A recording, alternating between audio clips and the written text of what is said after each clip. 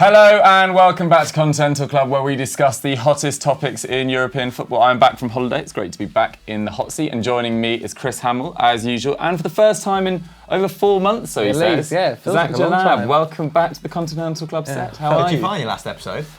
No, not at all. Not at all. Is that a nervous scratch of the beard? All I'm saying is let's hope for the best, mate. Positives. Don't be silly. It's going to be a great episode. Today we are talking about Alexis Sanchez because Manu F has said, does Alexis Sanchez move to Inter Milan make sense?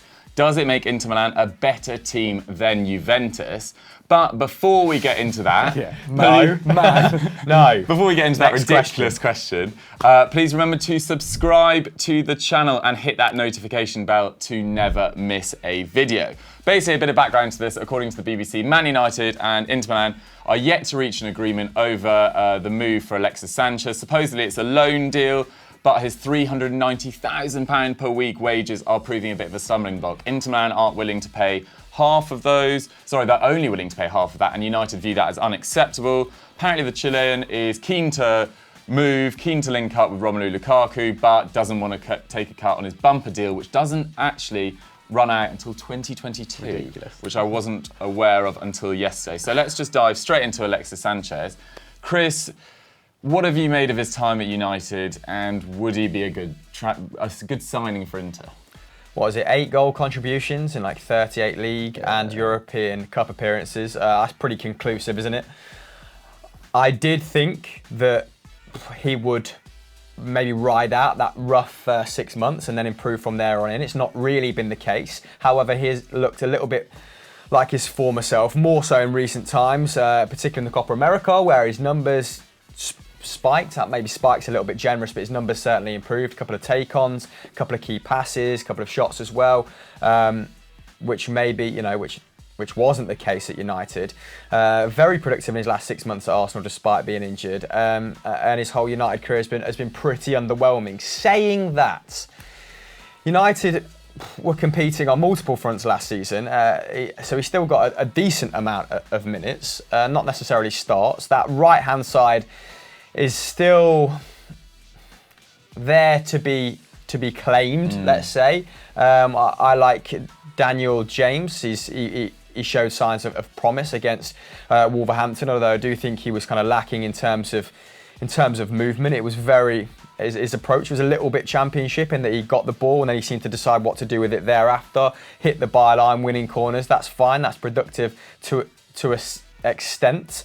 But I do think he looks a little bit behind, sort of Jesse Lingard, Rashford, Martial, which is, that's no criticism. They're all top players. There's some elite players in there. But in terms of the fluidity of United's attacking movement, is understanding with his fellow professionals, I feel like that's going to take at least 6 months of season before we start seeing sizable improvement. So having Sanchez in the interim period feels like the sensible thing to do. He's shown he can still be a very productive player. He's become a bit of a meme. He's become a bit of a joke. But on his day, can still be extremely good. I think last season was still generating the second most key passes per 90 behind Paul Pogba. And maybe should have had a little bit more in terms of assists. His finishing, his general link-up play was a little bit unforgivable at times, but I don't think anyone really, boded that well attacking-wise under Jose Mourinho. It's a tough one. I think Inter Milan's stance is uncharacteristically frugal of them. I think that they've done the right thing, only paying him $250,000. I think that is probably the top end of what he'd get at another club. He'll also be the most expensive at Inter as well. I think, on more so than Rom at this point? Maybe. Yeah, I would have thought maybe a little so. bit less. Maybe. And how does he fit in at Inter Milan? Like, I know Conte, famous for playing a 3-4-3 at Chelsea. I think he was probably more in the habit of playing a 3-5-2 before that at Juventus. So if he deployed that again, that might make a little bit more sense in that he plays with Romelu Lukaku in that too. Maybe plays off him. Although, is he going to be any more productive than Lautaro Martinez in that sense? Does that hamper his progression? Because I think, statistically, he's quite an undervalued player. He's underrated. So So is that a good move if that's a knock-on consequence? I'm not so sure. If he's playing a 3-4-3 still, he obviously takes that left-hand side that's unoccupied now, with even Perisic going to Bayern. I can't remember the last time he kind of prospered on the left. Did he play on the right at Barcelona? I think so. In that three. Where did he play for Udinese? I'd be lying if I said that I remembered that period of time.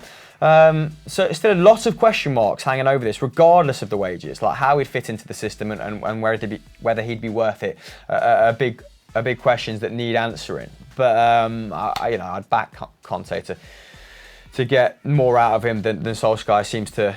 Yeah. He doesn't seem to have that trust at the moment. I think if he comes back in, he's there for squad depth, but is he going to get the minutes, or is Daniel James going to get them by virtue of kind of being young and at it? Yeah, I think mainly this year he'd probably play Europa League and EFL Cup, but I don't actually know whether, sounds weird considering his impact, but I actually don't know whether Man United can afford to lose him, in that their forward roster is pretty thin on the ground already, having lost Lukaku and not bringing in a replacement. And then to lose Sanchez is just another body. I mean, they played 53 games last year across 4 competitions. This year, I mean, if they progress well in the Europa League, it could be even more. Well, I think their hope, right, is for Mason Greenwood to come through, right? That's what they're. You'd hope so, but still, that's quite a lot of pressure on a what is he, 19, 18-year-old? Yeah, but I think that's kind of, it feels like that's what United are trying to do this season. They're bringing in a lot more kind of like homegrown talent, a lot more younger talent. Maguire and Daniel James, and they were also linked to Wan-Bissaka, and they also linked to a few others. I think probably come January and probably next summer they would do the same. And then fingers crossed as well, they keep Paul Pogba. I just don't understand the Alexis Sanchez move in general. How did they give him a 5-year contract worth nearly £400,000 a week, and he's already almost 30? I know. Like, in what sense? 31 in December. Like, how does that make sense for a club of Man United? I know obviously they can afford the wages, but now, as you said, they've come to the issue where Inter Milan say, we'll pay like 200k max, and the rest you can cover, because we can't afford to literally pay him this much. Inter Milan are in an interesting window. Yeah, I was going to ask you about this, because you've had first-hand experience with Conte at Chelsea. Conte somehow manages to get the best out of players that you think like most won't do that well. Marcus Alonso, when he first signed him, I was sure he's going to be a waste. I thought he was going to be terrible, and arguably he's one of the best players in that 2016 league campaign, which we won. Do I think Inter Milan are going to win the Serie A? Probably not. But if Conte is in there and the squad is getting older, he's more than likely going to play. He is going to play a 3-back. He's brought in Diego Godin, who will absolutely smash it in the Serie A, I think personally. Especially then he'll have De Vrij on one side and he'll have Skriniar on the left. Although he's got very, very favourable terms, Godin. If we're talking about people that pass the prime on bumper deals on a significant amount of wage. Really? He's on absolute cheddar. I think he's on over €6 million a year, yeah.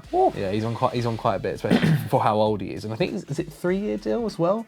So although Italy's a little bit more unforgiving on those old centre-halves, especially if you're playing in a back three, like Barzagli was about 48. And the thing as well, it's a deep back three too. It's not necessarily one where there's a lot of movement especially for the central defender. So I think he'll be okay in that front. Well, in that three, so at Chelsea, he had sort of one player who was the last man, bit of a sweeper, and then he had one player who would be a little bit more kamikaze and win the ball. And I remember seeing like Gary Cahill did both in the 2 years at the club, and it was really interesting to see how their tackles and interceptions either nosedive because they were the sweeper, or spiked because they were the one tasked with getting the ball. A little bit like when people say Otamendi's rash, or when they said Dean McKaylee's was rash when they were playing next to Vincent Kompany, because they were in charge of winning the ball. And you imagine that Godin is going to be the deepest centre-half like you observe there. The only question I probably have over Godin-wise is has he got kind of the passing range to fit the league? Then De Vrij is an excellent passer. Indeed, so maybe they'll just kind of leave it to him. But as for Sanchez, he has been playing a 3-5-2 with Inter Milan in pre-season, so that does look where it's going to be. I think personally they're actually going to keep Icardi. So I think it's going to be Lukaku and Icardi up front, which is kind of disgusting. It'd be a big turnaround though, having said we don't want no part of him this year. It is, but we don't want no part of him. That was that did not make much sense. But they don't want no part of him. They've done that already though throughout Icardi's career. Yeah. When they took away the captaincy, took away his starting place, captaincy, sorry, and took away his starting place, and then after a couple of games, they brought him back in, and obviously he hasn't regained captaincy. But I just feel like that's what's going to happen. And I feel like Sanchez won't be played up front because of that. It'll be probably on the left over Ivan. Well, if you're bringing him in for this amount of money, at least wages-wise, there's going to be quite a lot of pressure to play. And if there is one manager though that's going to get the best out of the 30-year-olds, it's probably going to be Conte. Yeah, true. Yeah. I think it's really exciting. I can't wait to see Inter Milan this year. I don't think their recruitment has been particularly good in attacking areas, I would argue. I think, not sure whether Lukaku's a massive upgrade on Icardi, at least goals-wise.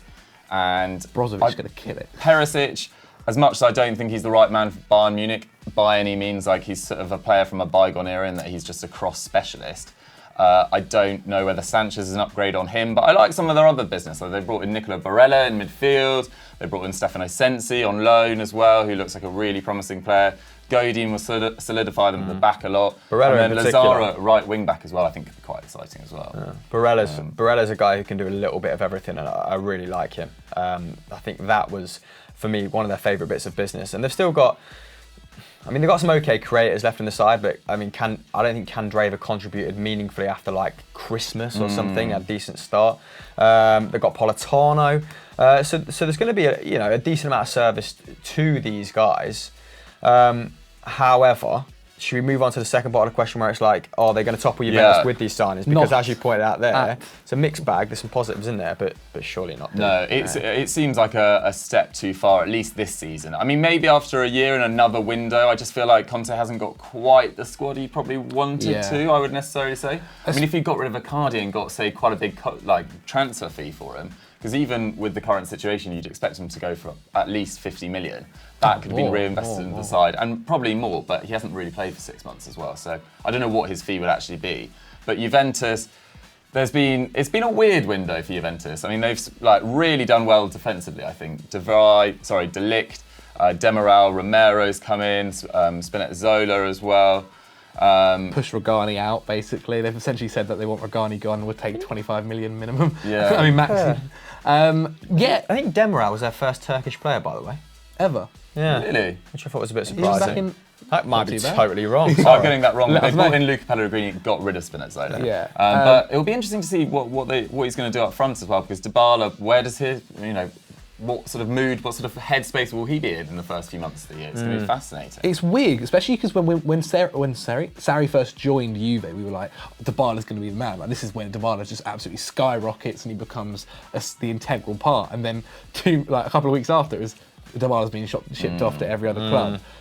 Serie A in general, I think, is quite interesting because you've got the complete different ends of Sarri being this one that wants to play attacking, attractive football, and Conte, who's more of a win at all costs, defensive, more Italian style, more kind of Netherlands style, and then you've got in the middle Carlo Ancelotti at Napoli, who I think will probably be the kind of other target, unless Roma somehow come out of nowhere compared to last season. Quite a big answer, I think. Lozano's a big signer for Napoli today. It was confirmed today. Is it confirmed today? This morning. I hope he certainly adds to where he is. Ancelotti will get a lot out of him. He's very good at He's going to add to that front line. They've still got Dries Mertens, who's very capable of scoring goals. Arkadiusz Milik, although he's been subject of a swap deal. I can't remember who with, but it's a pretty tasty one. No point bringing that up if I can't remember who it was.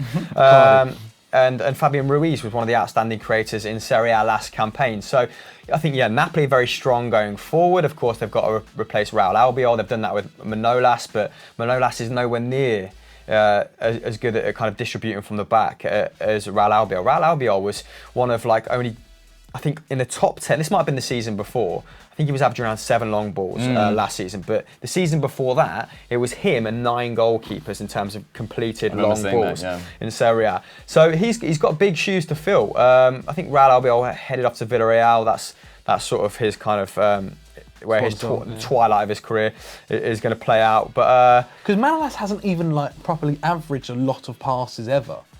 He's never been a passing centre. A bit more of a physical player. He's going to have to double the amount of passes he's making normally to fit into that size. Yeah, a decent amount of sort of tackles and interceptions.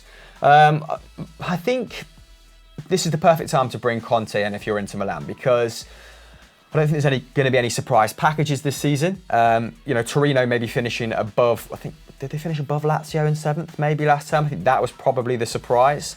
Fiorentina almost getting relegated was probably the surprise. But I think it's going to be very much business as usual in Serie A, because with potentially Inter rivaling Napoli for 2nd, like I can't see anyone challenging Juventus at the moment. I don't quite know though, because with Sarri, right? Sarri, his whole career has been a manager of a team where they're never expected to necessarily win the league, right? When he was manager of Chelsea, everyone thought, okay, like he might do well, and he did do well, getting 3rd place in the Europa League, but no one expected him to beat Manchester City to the title. Napoli, very, very close to beating them, but no one expected him to do this. At Juve, it's a completely different thing. Minimum, you win the title, and that's it. Yeah. And he's also never had to manage so many superstars like he is going to have to at Juve. And he's got arguably pneumonia. the biggest. I mean, yeah, that as well doesn't help, does it? is not great either. And then, but you could also say, to counteract that point, that 2 record seasons with Napoli, wherein there was a massive talent deficit still between them and Juventus, is going to put him in very, very good stead. Like, he knows the league. And also, in terms of managing superstars, yes, it was probably a mistake last season at Chelsea to call out his players. I think after that 11-game unbeaten streak came to an end, was it 11 or 13? 13. One of the two. He'll probably have taken, learned a lot in terms of his failings in that department with how to handle the big names. So I do think he's very qualified to lead this group of players to an 8th consecutive title. And I just think while we have Ronaldo, I mean, still there, generating the amount of shots he still is. Like he's probably. I mean, who was top goal scorer last season? Was it Quagliarella with 27? Yeah. Like I don't. And Ronaldo was what, around the 21, 22 mark. I think with Duvan Zapata as well. Like I don't see. Is Romelu Lukaku? Is he going to overperform? Maybe not. Like. What I'm trying to say is that one of those teams is going to have to overperform to even stand a chance, and I don't even see that level of overperformance. But I think whereas previously, because Juve have played more of a kind of less attractive style of football and more going for the games and going for the win at all costs, with Sarri there are the risks that he'll lose a couple of games that they should be expected to win, and that's where I think they may come a little bit undone, possibly. Now, I do think they're going to win the league. That is it. But if out of any season recently, when Juve aren't necessarily going to probably do as well, it's probably this one. Yeah. I do think Juve. I also think Bernardeschi's going to kill it. The Juve Bernardeschi. The Juve hierarchy, I think, have been proactive in seeing a kind of not year-on-year decline, but in the last 2 years, they have been outperformed in attack by Atalanta. They have been outperformed in defence, by Napoli. And that's what they were. And I mean, I'm not saying they necessarily, have really analysed those underlying numbers and that's informed their decision. But there's been an element of Juve riding their luck by guarding those leads in a very old conservative way. So I do think this is them maybe offsetting the risk of other teams catching up by just adapting a more modern style. It wasn't down to Allegri, not winning the Champions League why they lost. It was because they wanted to reinvent themselves, because that's the perfect time to do it when you're on top, right? Yeah. So I agree with this move. I think he's one of the best managers they could have got, and it was time for a change. It's quite a big transition. I think I'm excited to watch Juve for the first time in years this year. I think it's going to be fascinating. Serie A in general is going to be really intriguing, and it all kicks off this weekend as well. Juve are away at Parma, I think, who finished 14th last year. And Inter Milan are hosting Lecce, I think that's how you pronounce it, who have just been promoted. So let's see how that goes. But yeah, that's our roundup. So we're a bit confused about Alexis Sanchez. Quite difficult to analyse because we haven't seen much of him. But whether that moves go through or not, it's going to be a fascinating Serie A campaign. Let's move on to big match preview. So our second big match preview of the season, very exciting. Welcome back. Big match preview is RB Leipzig versus Eintracht Frankfurt, which sees Julian Nagelsmann take charge of RB Leipzig at home for the very first time on Sunday. And it's a clash between last season's 3rd versus 7th place teams. Both sides got off to a solid start. RB Leipzig beat Union Berlin 4-0 at home, and Eintracht beat Hoffenheim 1-0 at home. Zach, did you catch the RB Leipzig game, the highlights? What did Yeah. you make of them? You're at the game, weren't I was at the game, yeah, 100%. Playing on the bench. I did Ethan Ampadu. I is did what he's tweet saying. Union Berlin, like, can we do something together this season? Didn't get back to me. So. You're That's dead cool. to us. He's happy he lost 4-0. I That's hope what you he's get saying. relegated. He's happy. No. The People's Club. Yeah, RB is arguably maybe second most exciting to watch this year. Probably Dortmund first for me, and then RB. They've made a few quite interesting signings, and against Union, the formation they were playing was also particularly interesting. They were playing a 3-4-3. Which I actually didn't quite expect. I thought it would be a little bit different. They played Timo Werner on the left, Poulsen up front, and then I think it's Sabitzer on the right, who killed it. Hat-trick of assists and a goal. It was ridiculous. Now I think 4-0 was kind of to be expected anyway. Like Union Berlin were the first promoted side. They've just been promoted. Kind of won't be used to it, and they were playing arguably a top 3 contender in RB Leipzig. And I think with Nagelsmann coming in and kind of like the youth academy that essentially is RB Leipzig, it's the perfect mix. I think we're going to see so much out of Upamecano and Konate. Fingers crossed, we also see a little bit out of Ethan Ampadu. That's my hope anyway. Your old mate. Yeah, my old mate. I think there is something there with Ethan. Whether he's playing centre-back or whether he's playing in midfield is the issue. And I think sometimes being versatile is fantastic, but he can also be a bit detrimental. And I just don't see him necessarily getting into that midfield, and I don't necessarily see him getting many minutes at the centre-back either, because they've got those two in Upamecano and Konate, then they've got their Willy Orban, and they've also got another youngster who the name escapes me, but who is apparently also regarded quite highly there, and so it means in midfield, but then in midfield there's Kevin Campbell, and there's all these guys. So whether he I fingers crossed he does well there, and under Nagelsmann as well, his tutelage would be very, very good. But yeah, I think they're going to do quite well, RB, and I'm going to say 3rd place for them today. Oh, another 3rd place, okay, I like it. Whereas Chris, their opponents this weekend, Eintracht Frankfurt, have quite an ask this year. Come on, give me some background on that. Well, replicating 7th place. I mean, they've lost Luka Jovic, they've lost Sebastian Haller, they scored 45 goals between them last year. They played pretty well against against Hoffenheim, not quite as dominant as RB Leipzig, who I think had the highest difference in between expected goals and expected goals between them and their opponents last weekend, which isn't surprising when you win 4-0. But Eintracht Frankfurt played Ante Rebic up front, and then a guy called Grasinovic alongside him, who's normally an attacking midfielder, and another guy who's only ever played something like 35 games outside of Japan. God. It's quite a makeshift front line, but they were lucky that Filip Kostic had a really solid game, replicating his form from last year. But I think Eintracht Frankfurt, it's going to be really difficult for Adi Husse's men to keep it going. They've been linked to Bastos, haven't they? They have. And that looks like which you were telling me about as pretty much confirmed, but it hasn't quite happened yet. Which is a weird one Bastos is someone that will kill it in Portugal, but just won't anywhere else. We did it right at Wolfsburg, to be fair. Yeah, true. But he's quite old now. To the same level, like if they're expecting the exact same level that he was doing it for Sporting Lisbon, where it's essentially a goal a game, if not more, that's just not going to happen. I think Adi Hu is probably looking for him to be the Sebastian Haller of the team, the focal point, someone that strikers can play off. Of course, he was very creative last campaign. Seb Haller on 1.6 key passes per game, which is about the same as Mesut Ozil in the Premier League. So he's probably looking for that kind of tip, although he became very inverted and sort of moved out to the right or to the left to kind of make way for your boy, Jovic, who you could maybe, if reports are led to be believed, get back on loan. Incredible. Absolutely ridiculous. Apparently he's been offered to PSG as part of the Neymar deal, but that could just be absolute bollocks. So what do I make of Eintracht's chances? Is that what you're asking me? Yeah, in this game, yeah.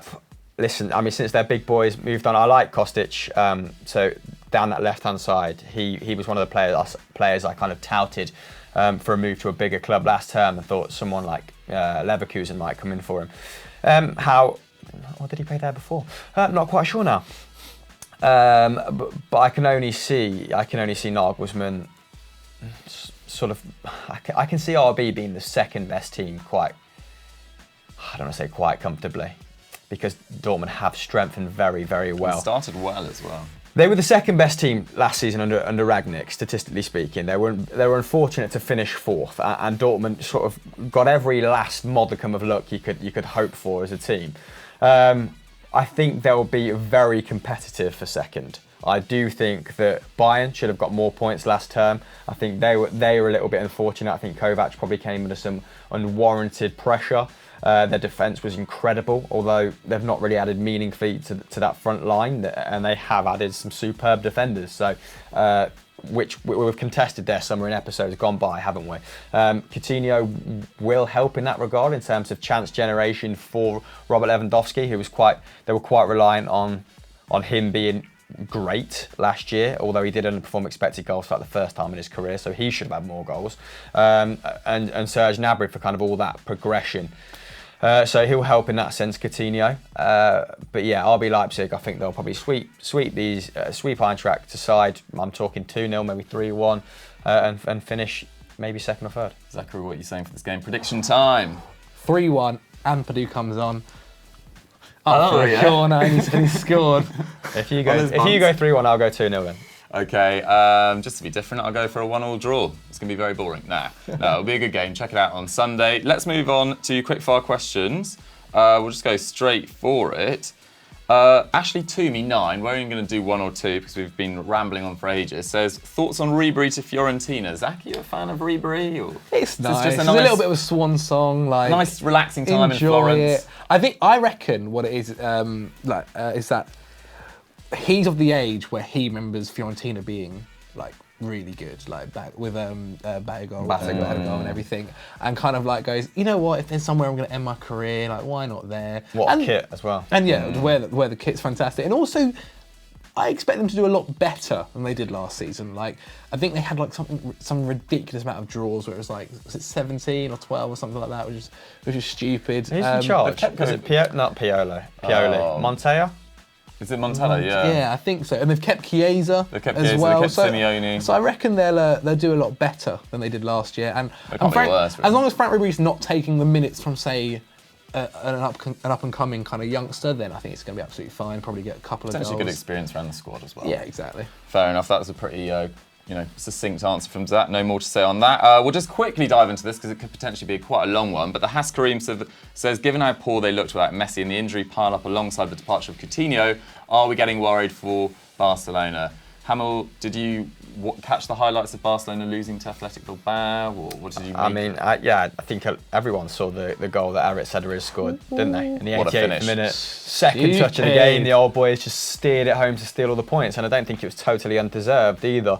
Did you see the Americans, or someone put a video, it was from a panel show where they were like, they said, this nobody has come on off the bench and scored a worldie. And it was like, do you realise who this guy is? Let me check my notes. Oh, it's 36-year-old Aritz Cedric. What an idiot. A legend. I don't know if it's performances. No, this is the stat. So he's the only player other than Lionel Messi, I think, to score in every La Liga season since, I want to say... it's 15, yeah. I want to say... 2004.